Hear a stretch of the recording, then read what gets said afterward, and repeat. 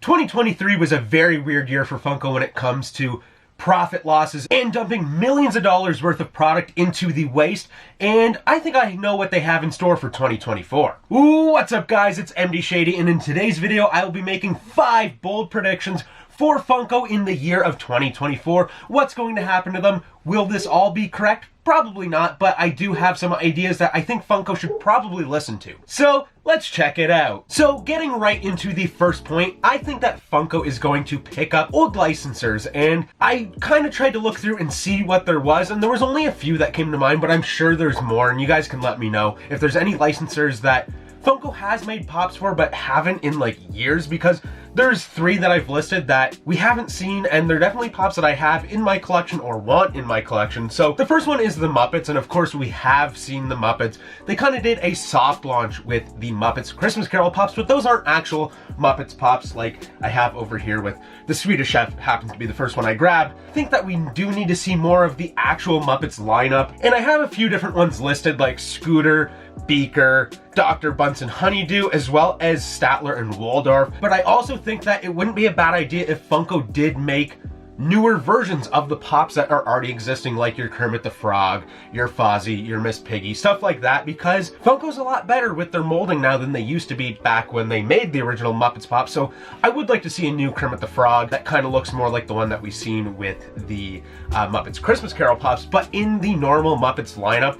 And I think that 2024 could be the year for that, especially with seeing that they kind of do have the Muppets license again, because we did see the Muppets Christmas Carol pops. Another one that I'm surprised we have not got pops for, it's a set that only has 4 pops in total, that's Family Guy. And this is really mind-blowing to me because Family Guy is super popular, they're still making episodes, and I believe 2024 will be the 25th anniversary of Family Guy, so it's a perfect year to get the license again and make more pops, because currently we only have 2 versions of Stewie, Brian and Peter, and they don't look the greatest. They are a bit older, so I think that Funko could do a good job of remaking these characters and making them look really good, kind of like the Simpsons wave, of course, that I collect a ton of. I would definitely buy almost every single Family Guy pop that they put out, so even if they did redo the characters that they've already done, technically only 3 characters, because I said there was 2 of Stewie, they can also do Meg, they can do Lois, they can do Chris, they can do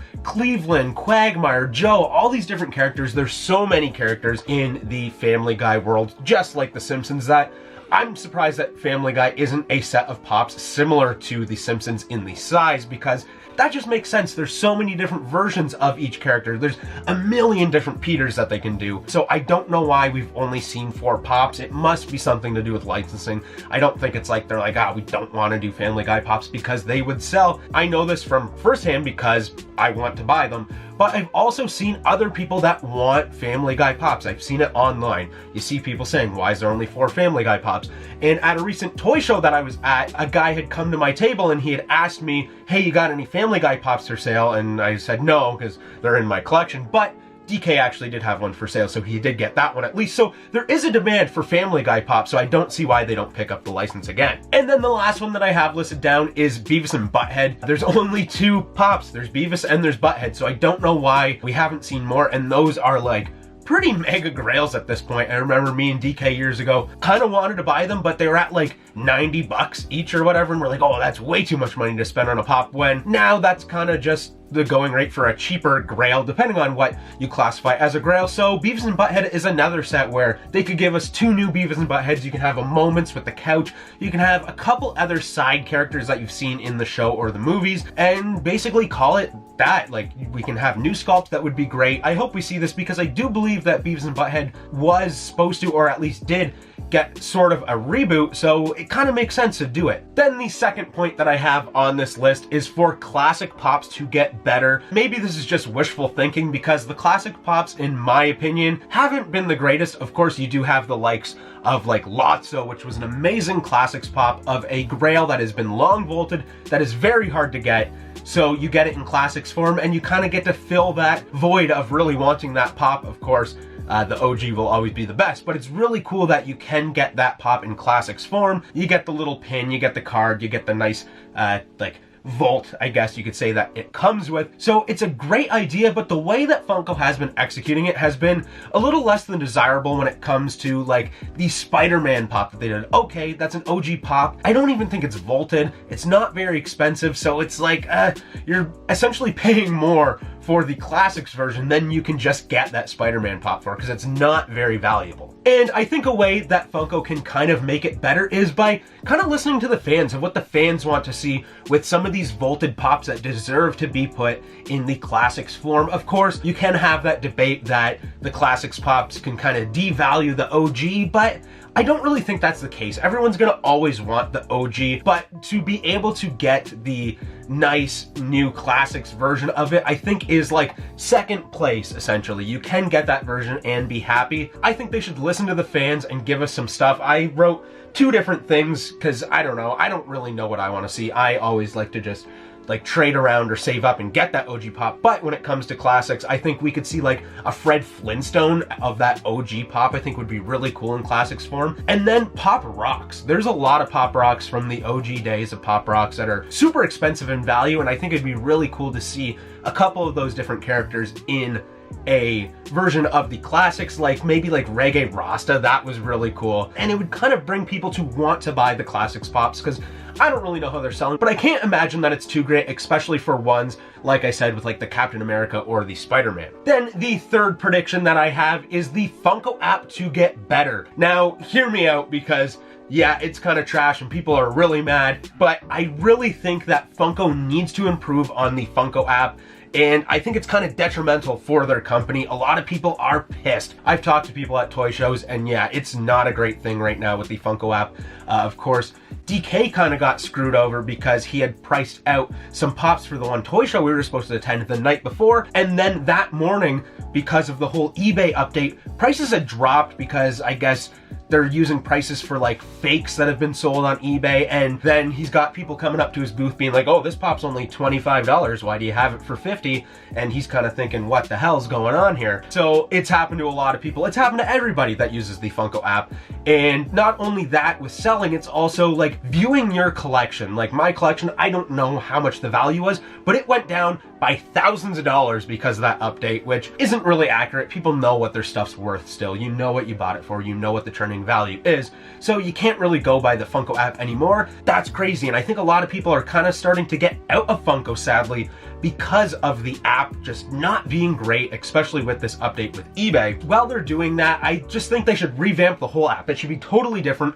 I kind of like the layout. I think it's easy to filter through year. You can do, if you want to search for a pop, if you want to search for a wacky wobbler, a soda, stuff like that. I do think it's very nice the way they have it done, but I think they could just do a whole revamp of the app and fix some things. The Funko app used to be real bad, and then it kind of started getting good, but not the best. I think they just need to fix everything they can, and I think it will be very impactful for the company moving into the new year. And then the fourth prediction I have is that Funko will actually start leaning out their pop waves like they said they were going to do. So of course we know, like I kind of hinted at earlier at the cold open of the video, where they're taking a loss in profit here. Their stocks went down, of course, and they had dumped a bunch of product because they had to rent out warehouses to sustain to have all these different pops that aren't really selling. And then of course they end up dumping them in the trash, which is crazy. They're taking millions of dollars of loss. I think that like 4 pops per wave is kind of where you want to be.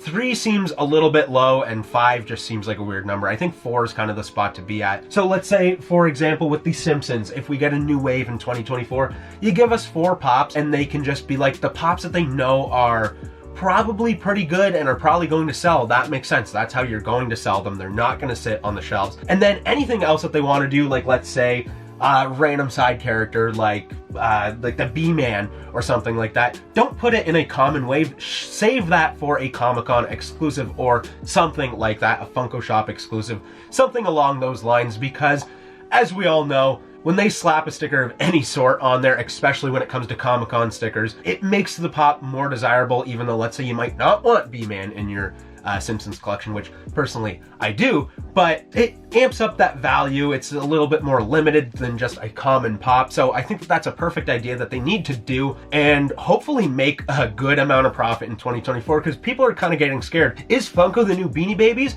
I don't think so. I don't think it'll ever be like that, but you kind of gotta wonder it sometimes. And then my fifth and final prediction, and this one is a little bittersweet, is that 2024 will be the last year for the Blockbuster Rewind figures. I like the Blockbuster Rewind figures. DK likes them as well. You guys have seen us open a couple on the channel, but I don't think they're selling, and I don't think they're gonna last. And the reason for this is because I'm seeing them on the shelves still. I mean, I went to a Hot Topic in the USA recently, and there was a bunch, surprisingly still. Our local Hot Topic here in Canada did sell out for the most part, but that one was stocked up, and I don't think they're really going anywhere. I think they're going to get reduced to clearance and then they're going to be done with. I don't think it's going to be the new soda. I think it's a little bit too similar to sodas as well, where people just don't want to have to collect both, and that is unfortunate because it's a great idea, full of nostalgic as well. And then the other thing is that the packages for them are part of the product, just like a normal Funko Pop, where you don't want to have it get damaged, but considering it is the exact same plastic that the actual like VHS tapes are made out of, they're not very sustainable to keep in good condition. I have one that I looked at recently that was absolutely mangled, and I did nothing to it. Like, I might have just had it moved around a little bit, and it was pretty destroyed, just like you'll see on some old VHS clamshells, which just sucks. But I guess it kind of gives the feel, but at the same time, it's just not great. Whereas with the Funko sodas, of course, you do have that aluminum can that, of course, can get some dings, but you really have to be chucking that thing around to really mess it up. But anyways, guys, that's all I have for today's video. If you liked the video, don't forget to smash the like button. Leave a comment in the comment section down below and let me know something that you think is going to happen to Funko in 2024. And don't forget to subscribe if you're new here, but I'm out of here. Peace in, peace out.